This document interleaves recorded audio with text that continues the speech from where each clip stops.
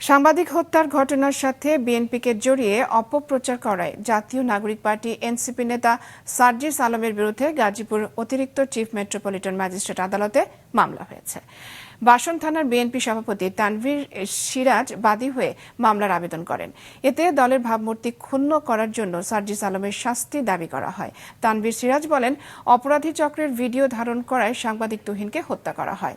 এরই মধ্যে হত্যাকাণ্ডের সাথে রাজনৈতিক কোনো সম্পৃক্ততা নেই বলে প্রমাণিত হয়েছে, কিন্তু এনসিপির উত্তরাঞ্চলীয় মুখ্য সংগঠক সার্জিস আলম ফেসবুকে ওই ঘটনার সাথে বিএনপিকে জড়িয়ে অপপ্রচার চালিয়েছে, যা দলের ভাবমূর্তি নষ্ট করেছে। সাংবাদিক তুহিন হত্যা ও সাংবাদিক আনোয়ারকে ইট দিয়ে থেতলে দেওয়ার ঘটনায় করা মামলা সিআইডিকে তদন্তের নির্দেশ দেয় আদালত।